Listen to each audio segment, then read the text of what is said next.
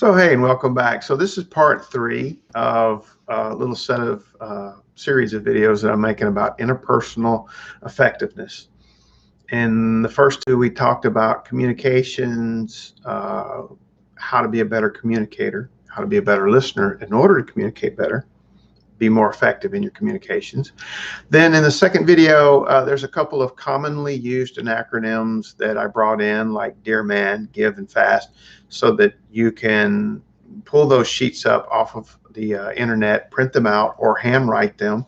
Go online. There's lots and lots of places that have these listed. Put them up so that you can see them on the refrigerator and stuff, and practice them. Practice them with a friend.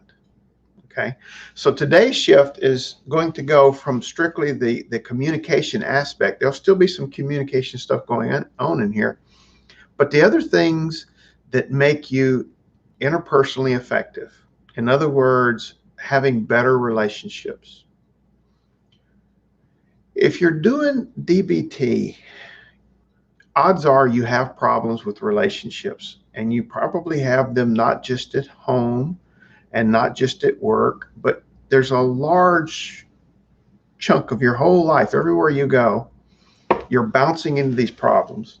Now, you may ask, well, why am I always having these problems? There's a lot of reasons. I'll go through some that may help you understand why the skills are particularly effective. One of the problems that sometimes crop up is people have very poor boundaries. What do I mean by boundaries? Okay.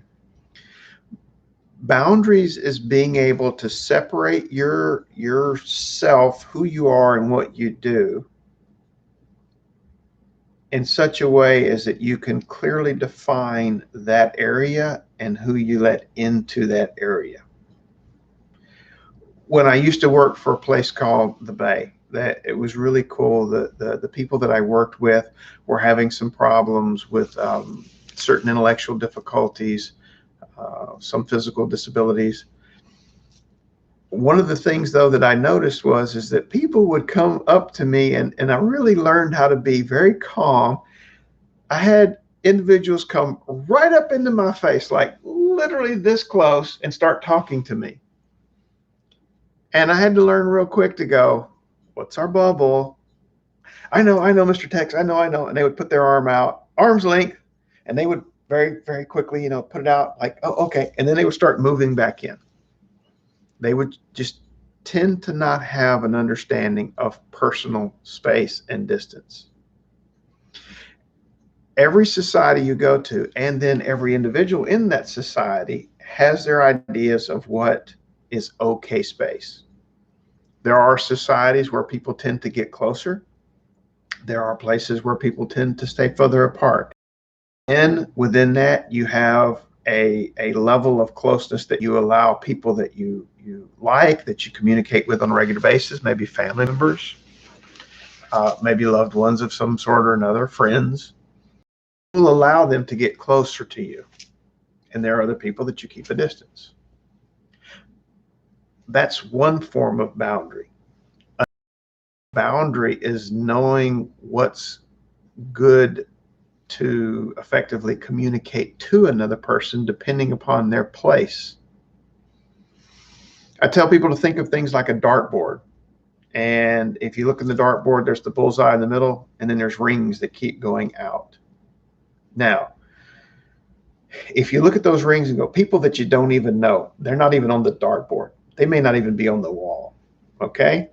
And then there's those people that are acquaintances that you see. You don't really know who they are. Maybe they're in your school or in your work, and you see them in the parking lot, parking their car or something. You don't even know their name. You just, you recognize them. Maybe there's people in the office or schoolroom that's with you that you know their name and you talk to, but you don't have much of a relationship. So they're shifting from that acquaintance to getting a little bit closer to friend. Then there's friends. Those are people that you know and you see, like if you're a kid and you go to school and you go to the lunchroom or cafeteria, they're the people that sit at your table every day. And some of them may be close friends, and some of them may just be people you know. Or they may be a friend of a friend. Oh, that's John, and sometimes John has his friend Alex. And they both come to the table and sit and eat. So we're moving inward. Then there are those friends that are so close you've known for a long time. You tend to trust a lot. Maybe not everything, but a lot. And then there's those really super close people, and there's may only be a few of them. And it may be, this person you really do trust with lots and lots of stuff. You let them in really close. And maybe even they're a spouse or a girlfriend or boyfriend or someone that you really, really, really, really feel close to. Your family also fits into this somewhere, because people don't always throw their family into the bullseye, because maybe some of their family is, Cousin Bob, and we just don't talk to Cousin Bob because Cousin Bob don't shut up. He tells everybody your business. So you know what? Cousin Bob gets out here. Why do you have these layers coming in? Is to know your communication boundary and what information you want to let out. In other words, I'm not going to tell someone that's an acquaintance and way out here my personal information, my personal business. That's going to be reserved for people that are close knit. Maybe I something serious has happened. Maybe something I don't want everyone to know, and I only want someone to know that I can talk to. Like, I'm really upset. Maybe somebody close to me passed, and I don't really want to talk to a lot of people about it, but I do want to share it with someone so that they can give me feedback or help me. So you start looking at where people are at. If you notice, people that have very bad boundaries will blurt everything out to everybody, and that also gets into impulse control. But right now we're in this effectiveness, interpersonal effectiveness. Being able to figure out where people are in this is very important to being able to communicate and keep things at a level that the boundary is good. The other part about boundary is having your own set of right and wrong beliefs that you won't violate. Maybe you have a set rule about dating, or you have a set rule about who you will let come to your house. Because I know people who will only invite certain people to their house. They've set up a boundary. I know people who have rules and go, those people that I work with, I don't like to party with. And maybe it's because I don't want my personal business going out at work. So figuring out which rules you have and setting up those boundaries. And the reason why you have those is so that you also understand when you're stepping across them. Now, sometimes people are trying to charge into your boundary, and you have to be able to effectively say no. So see, now we're going back to the last one, communications, and being able to be assertive and say no. Sometimes you will see that where someone wants to date you and they will, hey, go out with me, go out with me, go out with me. What's your number? Go out with me, go out with me. And being able to effectively say no without losing your stuff, because you don't want to go out with them and you don't want them to be part of your life. If you don't have good boundaries, well, okay. And I've asked people, you don't like this person. Why did you agree to go out with them? I thought if I just went out with them, they'd shut up and leave me alone. Did you just hear what I just said?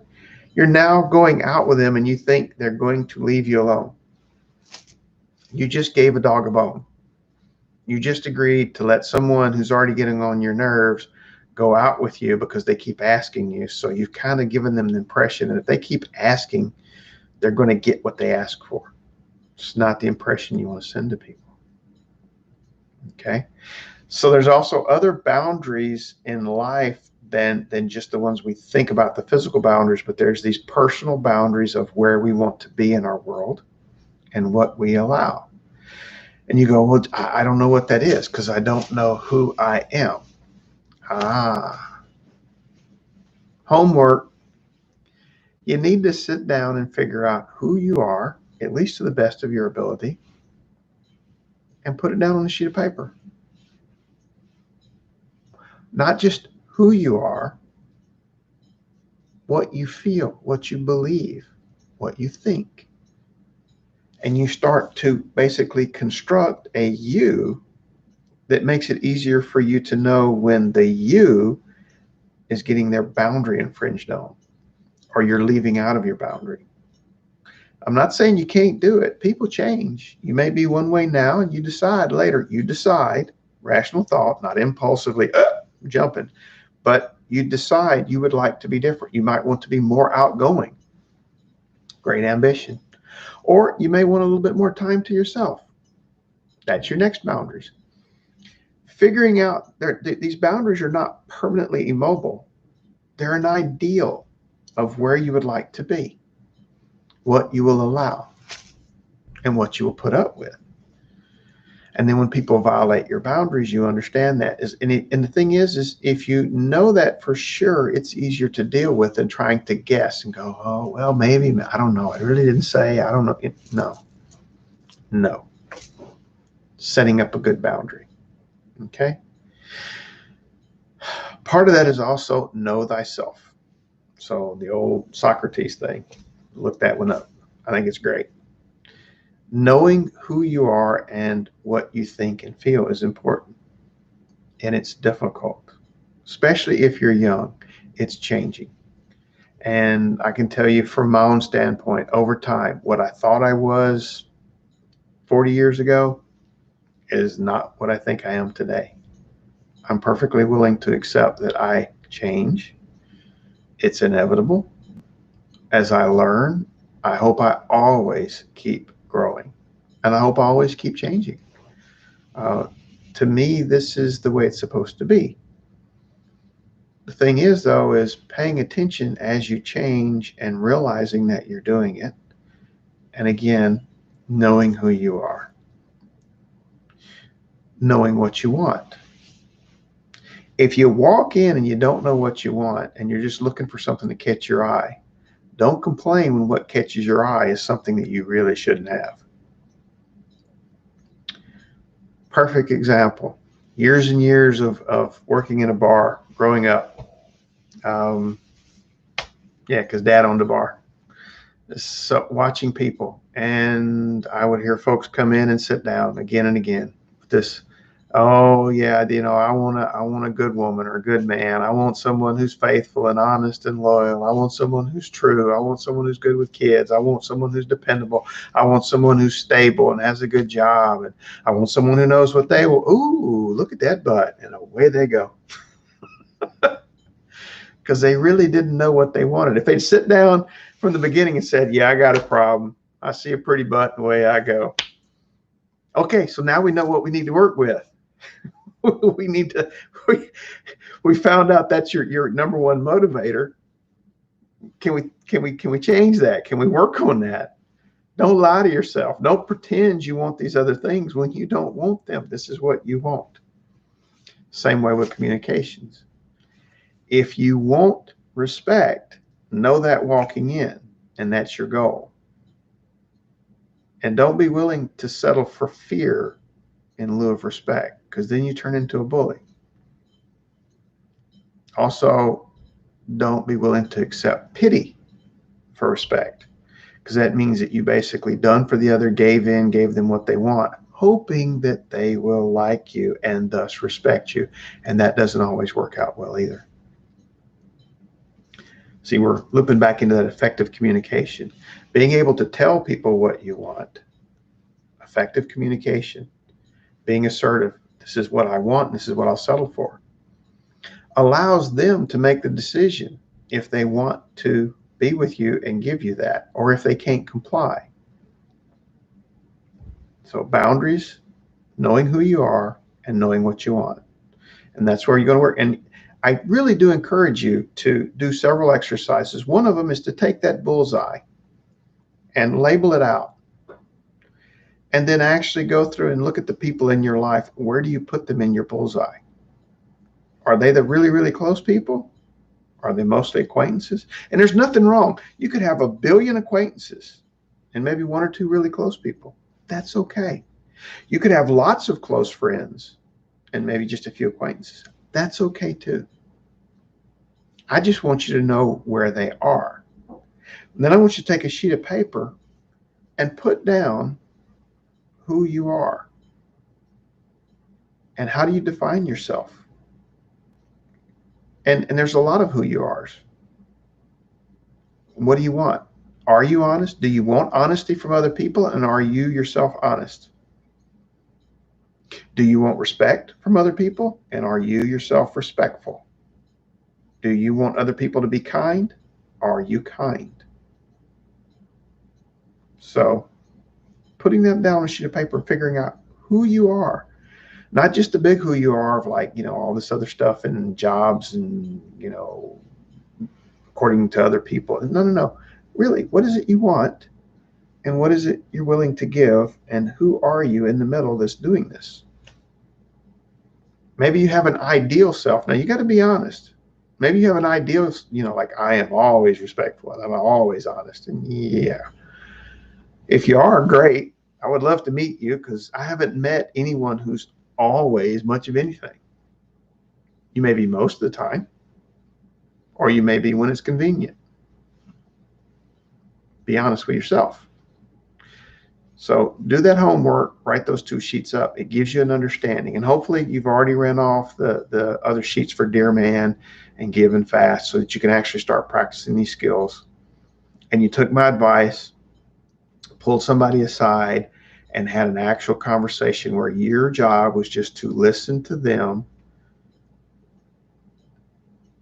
be active, hear what they have to say, don't argue, don't change this, but just stick with them, what they have to say, and then check back with them to see if they felt like you truly understood and listened to them.